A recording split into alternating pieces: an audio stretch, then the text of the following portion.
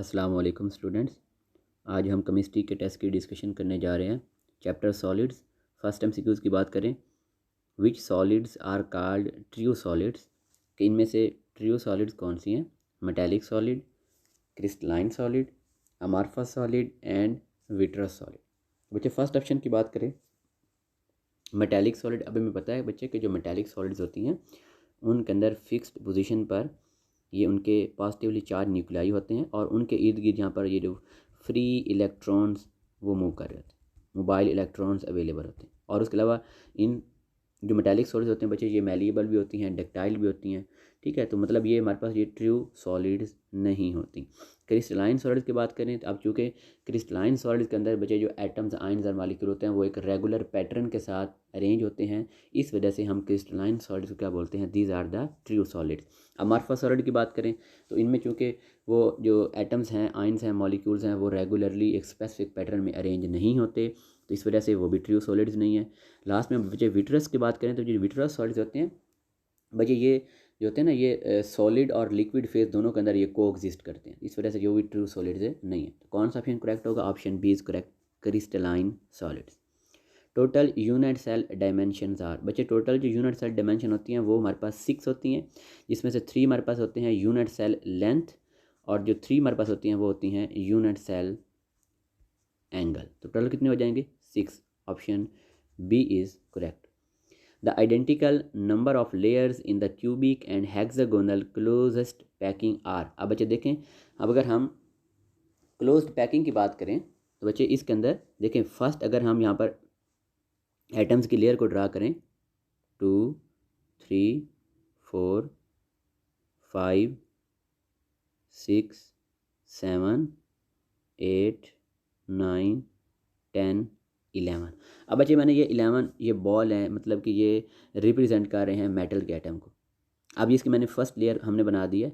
अब हमने यहाँ पर ऊपर जो बॉल्स हैं इनकी बच्चे सेकंड लेयर वो इनके ऊपर पुट करनी है, और उन सेकंड लेयर को जब हम पुट करेंगे, अच्छा अब देखें, अब ये बॉल्स को हमने अरेंज किया तो इनके दरमियान आपको ये स्पेसिस नज़र आ रही है। इन स्पेसिस को बच्चे क्या बोलते हैं? इनको वाइड्स बोलते हैं या इनको इंटरस्टिसेस बोलते हैं, कि बॉल्स के दरमियान जो स्पेसिस क्रिएट होती हैं उनको क्या बोलते हैं? वाइड्स बोलते हैं, या इंटरस्टिसेस भी हम उनको बोल रहे होते हैं।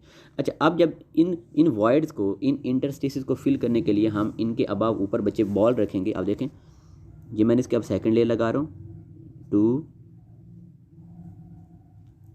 3 4 5 और 6। अब ये मैंने ना इनके ऊपर क्या कर दिया? लेयर लगा दिया। अब मे भी शायद आपको यहाँ से डायग्राम से इधर से क्लियर ना हो, अपने बुक पे डायग्राम भी देख लेनी है। बच्चे जब हम फर्स्ट लेयर के ऊपर सेकंड लेयर रखेंगे तो यहाँ पर अब फिर 2 टाइप्स ऑफ इंटरस्टिसेस पैदा हो जाएंगे। अब मैं इसको स्पेसिफाई करूँ, गौर से देखें, ये वाली जो इंटरस्टिसेस है, ये वाली, ये वो इंटरस्टिसेस है जिससे हमें ग्राउंड नज़र आ रहा है। इसको लेट्स सपोज मैं बोल देता हूँ बी। और एक वो इंटरस्टिसेस हैं जिससे हमें फर्स्ट लेयर वो नज़र आ रही है, उनको हम बच्चे क्या बोलेंगे? उनको बोलेंगे ए। दोबारा सुन लें, मैंने फर्स्ट लेयर बॉल्स की रखी है, उसके ऊपर जब उनके दरमियान इंटरस्टिसेस पैदा हुई, स्पेसिस पैदा हुई, उनको कवर करने के लिए उनके ऊपर हमने सेकंड लेयर रखी। जब सेकंड लेयर रखेंगे तो बच्चे उस टाइम फिर 2 टाइप्स ऑफ वाइड्स पैदा हो जाएंगे। एक वो वाइड्स होंगे, एक वो स्पेसिस होंगी जिससे हमें ग्राउंड नज़र आ रहा होगा, और एक वो स्पेसिस होंगी जिनसे ऊपर से देखेंगे तो हमें नीचे फर्स्ट लेयर वाले बॉल नज़र आ रहे हों। अब जो थर्ड लेयर है वो हम कैसे रखेंगे? अब थर्ड लेयर अगर हम इस बी के ऊपर रखेंगे तो वो एक अलग अरेंजमेंट आएगी, मतलब जो बी वॉइड से जिनसे हमें ग्राउंड नज़र आ रहा था उन ग्राउंड को फिल करने के लिए अगर हम लेयर रखेंगे तो वो और पैटर्न बनेगा। और अगर हम ए वॉइड्स के ऊपर, ए मीन कौन से वॉइड थे? जिससे हमें फर्स्ट लेयर नज़र आ रही थी, इनके ऊपर अगर हम नेक्स्ट बच्चे लेयर पुट करेंगे तो वो अरेंजमेंट और आएगी। अब अगर हम उन वॉइड्स के ऊपर थर्ड लेयर रखेंगे जिनसे हमें ग्राउंड नज़र आ रहा था, मीन हम बी के ऊपर अगर रखेंगे तो हमारे पास जो पैटर्न आएगा वो आता है बच्चे 1 2 3 1 2 3 1 2 3, और इसे हम क्या बोलते हैं? क्यूबिक क्लोज्ड पैकिंग बोलते हैं। अगर हम ये जो ए वॉइड्स थे जिससे हमें ऊपर से देखें तो फर्स्ट लेयर नज़र आ रही थी बॉल्स की, अगर उसके ऊपर हम थर्ड लेयर रखेंगे तो हमारे पास जो पैटर्न आएगा बच्चे वो 1 2 1 2 1 2 आएगा। मीन अब जो थर्ड रखने जा रहे हैं वो हम 1 के एग्जैक्ट ऊपर रखने जा रहे हैं, जो थर्ड रखने जा रहे हैं वो 1 के ऊपर रखने जा रहे हैं, मतलब कौन सा पैटर्न आएगा? 1 2 1 2। इसे हम बोलते हैं हेक्सागोनल क्लोजेस्ट पैकिंग। तो क्यूबिक और हेक्सागोनल दोनों के अंदर जो फर्स्ट 2 लेयर्स हैं वो सेम है, लेकिन थर्ड लेयर दोनों के अंदर डिफरेंट है। क्यूबिक की बात करेंगे तो क्यूबिक के अंदर पैटर्न क्या आएगा, 1 2 3 1 2 3। क्यों? क्योंकि क्यूबिक के केस में हमने जो थर्ड लेयर रखी थी वो उन वाइड्स को फिल करने के लिए रखी थी जहाँ से हमें ग्राउंड नज़र आ रहा था। हेक्सागोनल की बात करेंगे, यहाँ पे हमने थर्ड लेयर क्यों वहाँ पर रखी थी जिससे हमें फर्स्ट लेयर के जो वाइड्स थे उनको फिल करने के लिए। तो मीन दोनों के अंदर अरेंजमेंट क्या आ रही है, डिफरेंट आ रही है। मीन दोनों के अंदर थर्ड लेयर वो डिफरेंट है, लेकिन क्यूबिक क्लोजेस्ट पैकिंग और हेक्सागोनल पैकिंग दोनों के अंदर जो फर्स्ट 2 लेयर्स हैं वो क्या हैं, सेम। अब हमसे ये पूछा गया था कि दोनों के अंदर कौन सी लेयर सेम होती हैं, तो आंसर क्या होगा, first 2 layers are same. Option B is correct. All the following statements are matched correctly except. First बात करें बच्चे, आइस हेक्सागोनल क्लोज पैकिंग, बिल्कुल बात ठीक है। Sodium chloride face centred cubic structure, बिल्कुल बात ठीक है।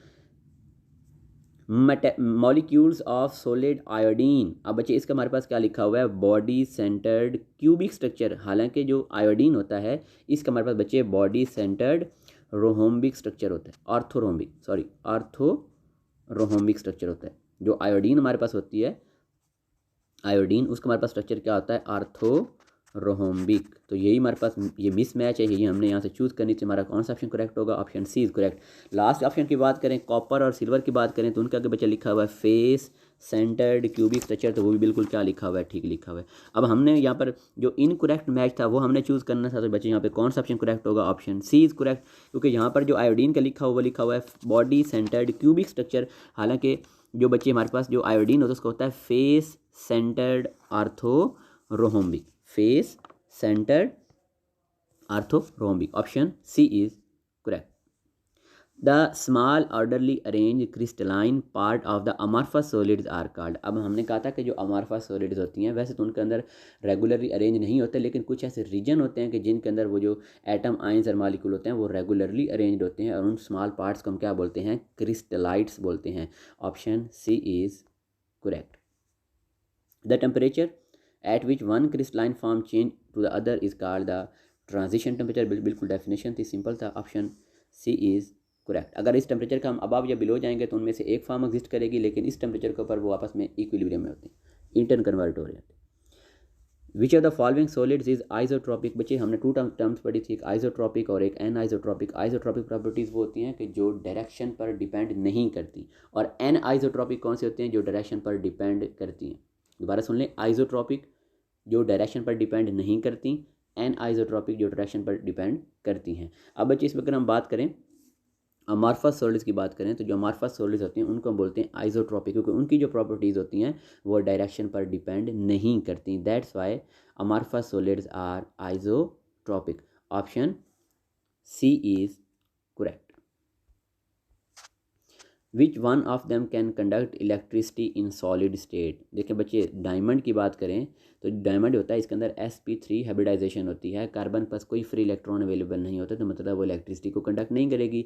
बच्चे इलेक्ट्रिसिटी उस वक्त कंडक्ट होगी अगर उसके अंदर या फ्री इलेक्ट्रॉन अवेलेबल हों या सोल्यूशन केस में उसमें आइंस मौजूद हों। अब हम तो बात इस सोल्यूशन की नहीं कर रहे, हम तो सॉलिड की बात करें तो सॉलिड फॉर्म के अंदर डायमंड के अंदर कोई फ्री इलेक्ट्रॉन अवेलेबल नहीं होते, क्योंकि हर कार्बन होती है वो sp3 हाइब्रिडाइज होती है, वो 4 के 4 सिग्मा बॉन्ड बना रही होती है, वहाँ पे कोई फ्री इलेक्ट्रॉन अवेलेबल नहीं है। लेकिन बच्चे अगर हम ग्रेफाइट की बात करें तो ग्रेफाइट में हमने कहा था कि इसकी सरफेस के पैरेलल जो लेयर्स होती हैं उनके अंदर फ्री इलेक्ट्रॉन्स अवेलेबल होते हैं, और ये जो ग्रेफाइट होती है ये इलेक्ट्रिसिटी को कंडक्ट करती है पैरेलल टू इट्स लेयर। और यही हमारा ऑप्शन क्या होगा, करेक्ट होगा, कि जो ग्रेफाइट होती है वो सॉलिड स्टेट के अंदर इलेक्ट्रिसिटी को कंडक्ट करती है। फिर हमने इसमें यह भी कहा था कि अगर हम उसके परपेंडिकुलर करंट को पास करेंगे तो वो कंडक्ट नहीं होगा। क्यों? क्योंकि वो जो इलेक्ट्रॉन होते हैं वो जस्ट उसके सरफेस के पैरेलल मौजूद होते हैं। बच्चे नेल की बात करें तो अपनी बात याद रखना है, हमारी जो बॉडी है ना उसमें से करंट पास कर देता है, लेकिन जो नेल होते हैं बच्चे, नेल के अंदर क्या होती है, कैराटीन प्रोटीन होती है, और जो कैराटीन प्रोटीन होती है वो नॉन कंडक्टर होती है, वो इंसुलेटर होती है, वो करंट को पास नहीं करने देती। इस आयोडीन की बात करें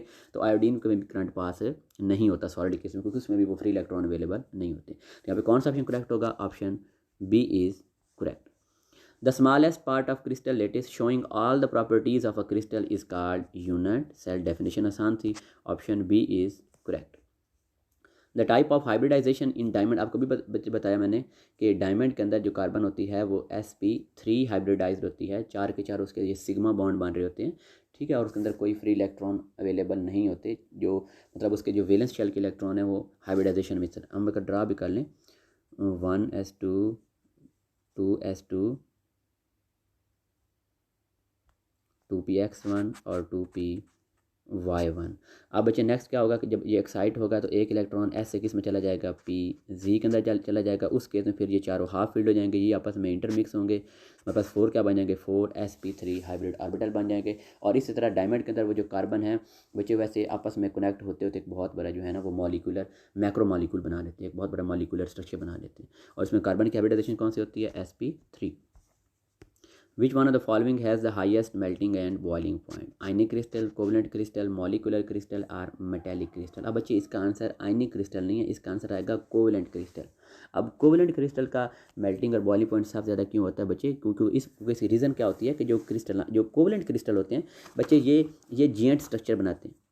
इनके अंदर एक्चुअली होता क्या है, मैंने आपको ऑलरेडी बता चुका हूँ कि ये जिएंट मॉलिक्यूल होते हैं। इनके अंदर जो मॉलिक्यूल होते हैं वो रिपीटेडली आपस में चेन्स बना लेते हैं, वो लंबी लंबी उनकी जो है ना वो आपस में चेन्स बन जाती हैं, आपस में लिंक होकर, तो जिसकी वजह से वो जिएंट मॉलिक्यूल होते हैं और उस वजह से उनके मेल्टिंग और बॉइलिंग पॉइंट भी क्या होंगे बच्चे, वो भी ज़्यादा होंगे। तो कौन सा ऑप्शन करेक्ट बनेगा, ऑप्शन बी इज़ करेक्ट। देखिए जैसे हम डायमंड की बात करें तो डायमंड का ऑलमोस्ट 1500 या मतलब इसको 3300, ये शायद कन्फर्म मुझे नहीं है, मतलब डायमंड है ना, डायमंड तो वो कोवेलेंट क्रिस्टल की मतलब कि एग्जांपल में आता है डायमंड, तो उसका भी मेल्टिंग और जो बॉइलिंग पॉइंट है वो बहुत बहुत ज़्यादा है। The shape of the crystal in which it usually grows is called its habit। Option D is correct. इसमें हमने ये कहा था अगर उसकी कंडीशन को चेंज कर देंगे तो क्रिस्टल की शेप क्या हो जाएगी, डिफरेंट होगी। जिसमें हमने कहा था अगर हम 10% यूरिया ऐड कर देंगे तो जो NaCl की जो क्रिस्टल होती हैं वो क्यूबिक से किस में चली जाएंगी, नीडल लाइक स्ट्रक्चर के अंदर, नीडल लाइक शेप के अंदर चली जाएंगी। How many factor affect the shape of the ionic crystal, बच्चे 3 फैक्टर अफेक्ट कर रहे थे, इसको हमने डिस्कस भी किया था। फर्स्ट हमारे पास था electrostatic force of attraction, second हमारे पास रेडियस रेशियो और थर्ड हमारे पास होता है poor conductivity. These 3 factor affect the shape of the ionic crystal. Option B is correct. Atoms arranged in regular and repeating manner is the characteristic of crystalline solid, क्योंकि crystalline solid के अंदर वो specifically order के अंदर arrange होते हैं। Option C is correct. Grey and white tin को exist at temperature, बच्चे ये दोनों जो टीन के ये एलोट्रॉफ्स हैं मतलब ये कौन से टेम्परेचर पर आपस में इंटर कन्वर्टेबल होते हैं, आपस में को एग्जिस्ट करते हैं, मतलब वो ट्रांजिशन टेम्परेचर हमने बताना है। अब बच्चे फेडरल के अकॉर्डिंग वो ट्रांजिशन टेम्परेचर वो 18 डिग्री है। अगर हम PTB की देखेंगे तो बच्चे PTB पे वो जो टेम्परेचर है वो है या 13.2 डिग्री, तो आपने ये भी याद रखना है। PTB के लिहाज से 13.2 डिग्री है और फेडरल के लिहाज से 18 डिग्री। अब हम 18 डिग्री पर टिक करेंगे। Option B is correct. The size and shape of crystal depends upon some crystallographic elements which are, पहले भी हमसे कुछ रिपीट हो चुका है। टोटल कितने एलिमेंट्स बचे होते हैं, 6 होते हैं। 3 unit cell length and 3 unit cell angle, total कितने होंगे, 6 होंगे। Option B is correct. In a cubic close packed system the number of octahedral voids per atoms are, बच्चे पहले देखें ऑक्टाहेड्रल वॉइड्स हमारे पास बनते कैसे हैं। देखिए हमारे पास ये मैंने टोटल बच्चे हमारे पास ये 4 बॉल्स हैं, ठीक है, इनको मैंने ज्वाइन किया। अब हमने एक जो बॉल है वो इसके ऊपर अबाव रखना है और एक इसके इधर नीचे बिलो रखना है। मतलब टोटल जो हमारे पास बॉल्स आ जाएंगे ना ये 6 आ जाएंगे। मतलब 4 की एक लेयर है, उस 4 के एक टॉप पे रख देना, एक उसके बॉटम पे रख देना। टोटल कितने बॉल्स हो जाएंगे, 6। जब ये 6 बॉल को अरेंज करेंगे तो इनके दरमियान वो जो कैविटी जो वॉइड जो स्पेस ऑब्टेन होती है उसको हम बोलते हैं ऑक्टाहेड्रल वॉइड बोलते हैं। अब हमने बच्चे क्यूबिक स्ट्रक्चर के लिए अगर हम इसको टोटल इसको काउंट करें तो टोटल वैसे क्यूबिक क्रिस्टल के अंदर टोटल जो ऑक्टाहेड्रल वॉइड होते हैं वो बच्चे टोटल 4 होते हैं, ठीक है। लेकिन अब हमसे पूछा गया नंबर ऑफ वॉइड्स पर एटम। अब मैंने कहा टोटल कितने होते हैं बच्चे, वो 4 होते हैं, लेकिन उसको 4 क्रिस्टल क्या कर रही होती हैं, शेयर कर रही होती है। तो हम फिर कैसे काउंट करेंगे, 4 मल्टीप्लाई बाय 1/4। तो हमारा आंसर क्या आ जाएगा, 1। Mean there is only 1 octahedral void per atom. Option A is correct.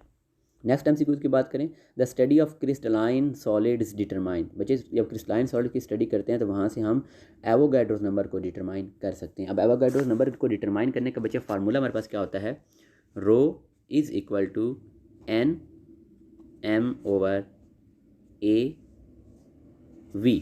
अब बच्चे यहाँ पर n क्या है, नंबर ऑफ फार्मूला यूनिट्स। अगर हम NaCl की लेट्स को बात करते हैं तो n उसमें क्या होगा, number of formula units. m उसका क्या होगा, मॉलिकुलर मास या मॉलिकुलर वेट।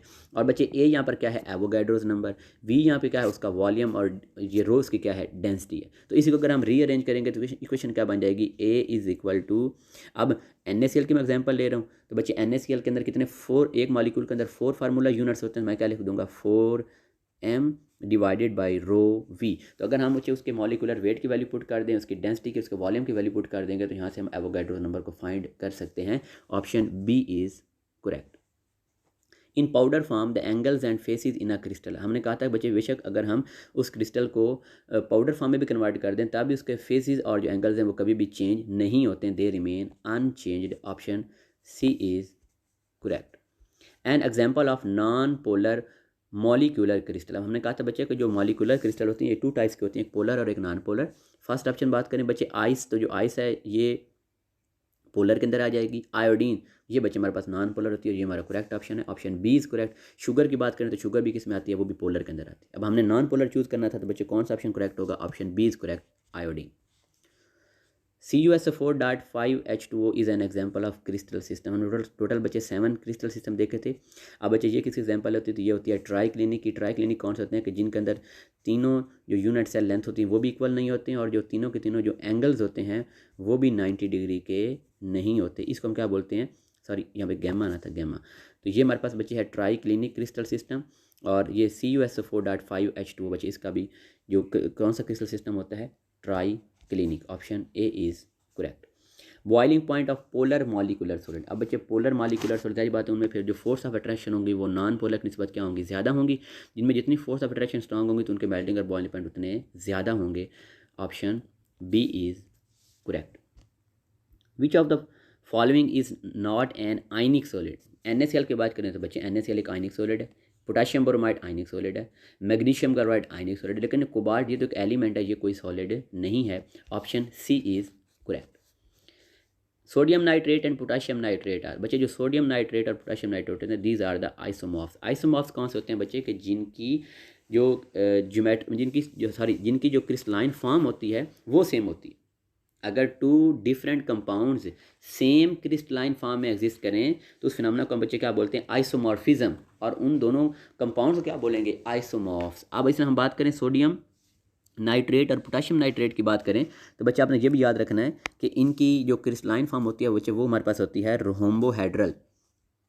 रोहोम्बोहेड्रल मीन ये रोहोम्बोहेड्रल दोनों की सेम क्रिस्टलाइन फॉर्म होती है। और आपने ये भी याद रखना है कि जो आइसोमॉर्फ्स होते हैं बच्चे उनके अंदर जो एटॉमिक रेशो होती है वो भी सेम होती है। देखें एटॉमिक रेशो क्या बनेगी, 1:1:3। तो दोनों के अंदर एटॉमिक रेशो भी सेम है, दोनों के अंदर क्रिस्टलाइन फॉर्म भी सेम है, तो हम उनको क्या बोलेंगे, आइसोमॉर्फ बोलेंगे। Option B is correct. Coinage metals copper silver gold. बच्चे कॉपर सिल्वर गोल्ड कौन से क्रिस्टलाइन सिस्टम से बिलोंग करते हैं, they belong to the cubic. Option A is correct.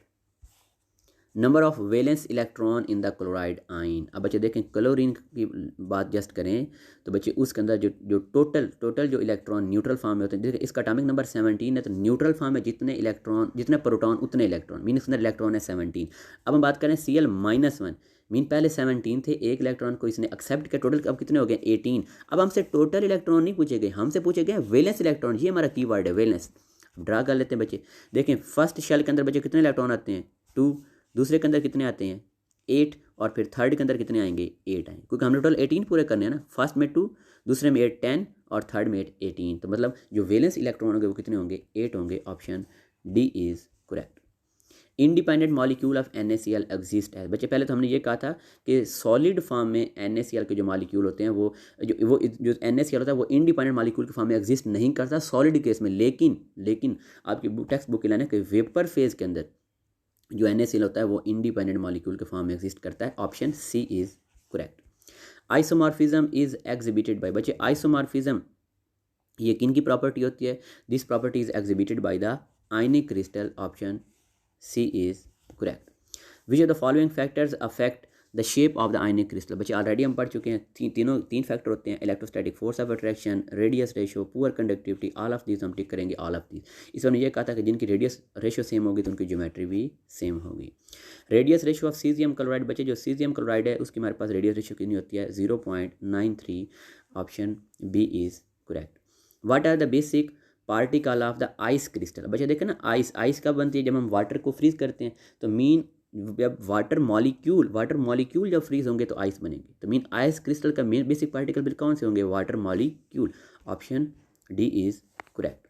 Symmetry is the repetition of. बच्चे सिमेट्री के अंदर क्या चीज़ रिपीट होती है, फेसिस, एजिस, एंगल, तो फिर कौन सा ऑप्शन करेक्ट होगा, all of these, option D is correct. जब उसको 360 डिग्री पे हम रोटेट करते हैं तो उसके फेसेस, एजेस, एंगल सारे क्या होते हैं, रिपीट होते हैं।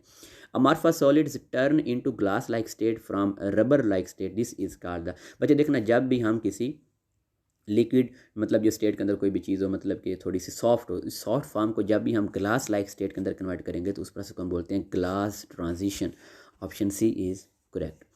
Sodium metal show metallic luster and it is explained by the diffusion of sodium ion, oscillation of loose electron, excitation of free proton and strong crystal lattice। बच्चे पहली बात तो ये है कि प्रोटॉन तो कभी एक्साइट नहीं करते, एक्साइट तो हम मेनली मतलब इसके अंदर जो एक्साइटेशन होती है वो तो इलेक्ट्रॉन शो करते हैं, ठीक है। अब बच्चे चूँकि सोडियम है, सोडियम इसके अंदर मेनली वो इलेक्ट्रॉन होंगे, जब वो इलेक्ट्रॉन बच्चे क्या करेंगे, ऑसिलेट करेंगे, एक्साइट होंगे, डी एक्साइट होंगे। इसके वैलेंस शेल में कितने इलेक्ट्रॉन होते हैं सोडियम के अंदर, एक। तो वो इलेक्ट्रॉन जब एक्साइट होगा, डी एक्साइट होगा, तो वो लाइट बच्चे रिलीज करेगा, जिस वजह से वो मेटालिक क्लस्टर का फिनोमेना शो करते हैं। तो कौन सा ऑप्शन करेक्ट होगा, option B is correct. Which are the following solids show hydrogen bonding. तो बच्चे आपने याद रखना है कि जो हाइड्रोजन बॉन्डिंग होती है,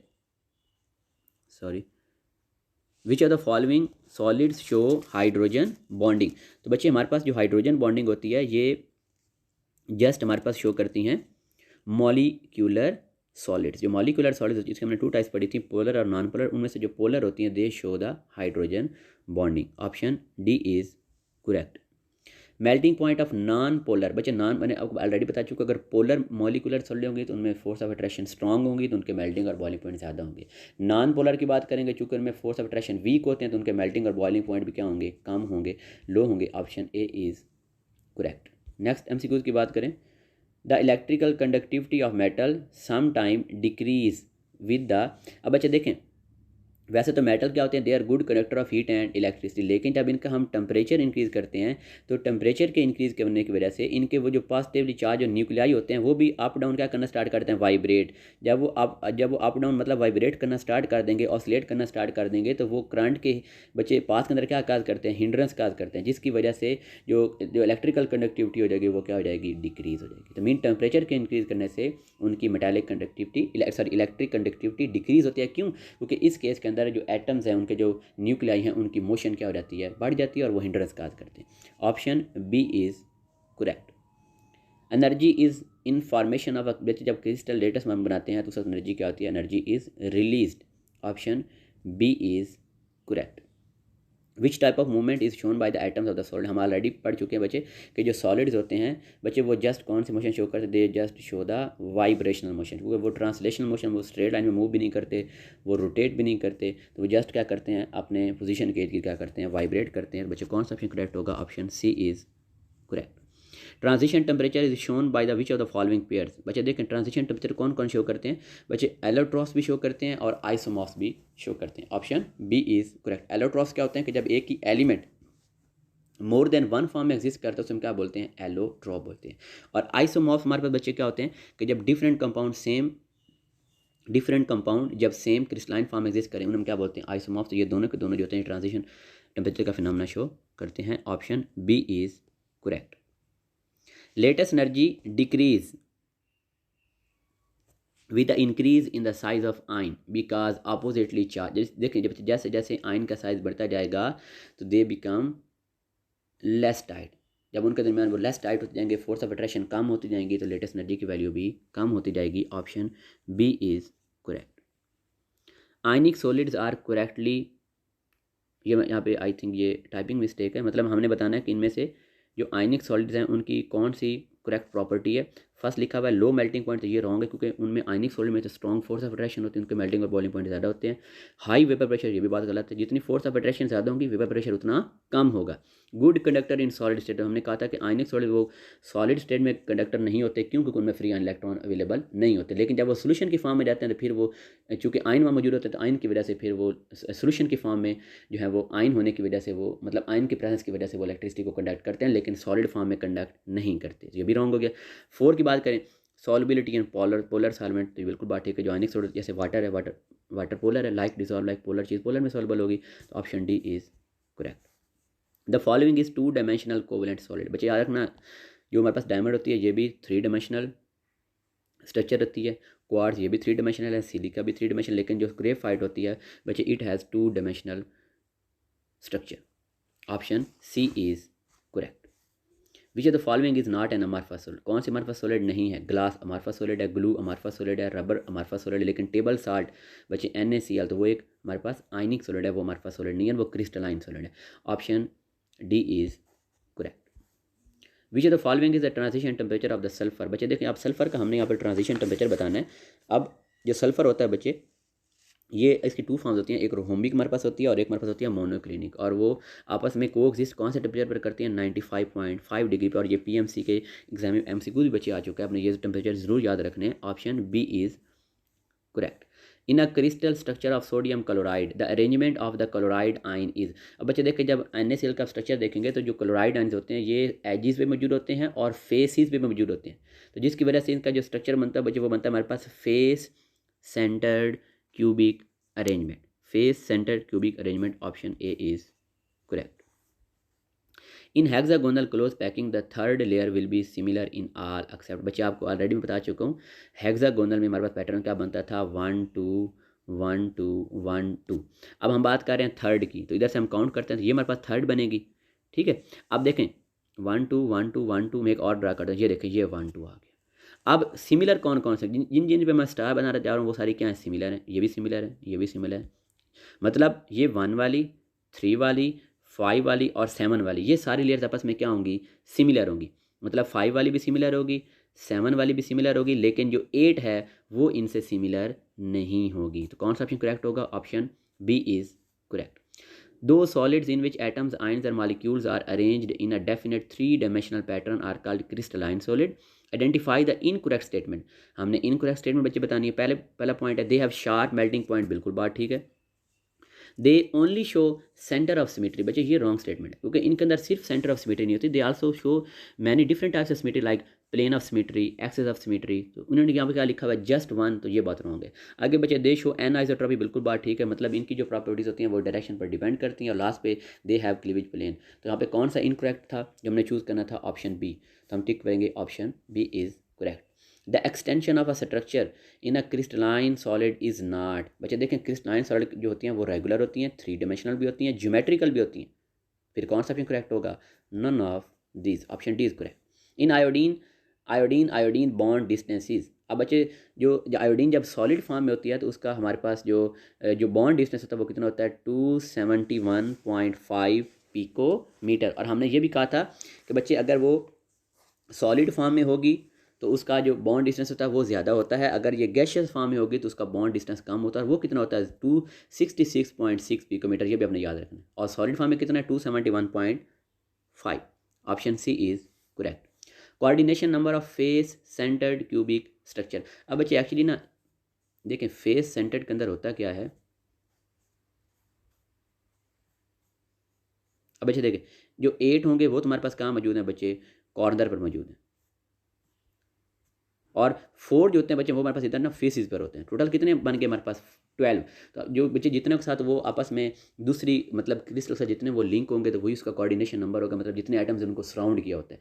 अब चूंकि यहाँ पर 12 सराउंड कर रहे हैं तो उसका कोऑर्डिनेशन नंबर कितना होगा? फेस सेंटर के अंदर कितना होता है बच्चे? वो 12 होता है। Option D is correct. Ionic crystals have all of the following properties except they are hard and brittle, बिल्कुल बात ठीक है। दे आर नॉन वोलेटाइल, ये बात भी ठीक है। नेक्स्ट हम बात करें बच्चे they are generally more soluble in non polar solvent, बच्चे ये रॉन्ग स्टेटमेंट है। एक मिनट, हाँ जी बच्चे ये थर्ड ऑप्शन देखें तो they are generally more soluble in non polar solvent, बच्चे जो आयनिक सॉल्वेंट होते हैं ये तो पोलर सॉल्वेंट में डिसॉल्व होते हैं, ये हमारी रॉन्ग स्टेटमेंट है।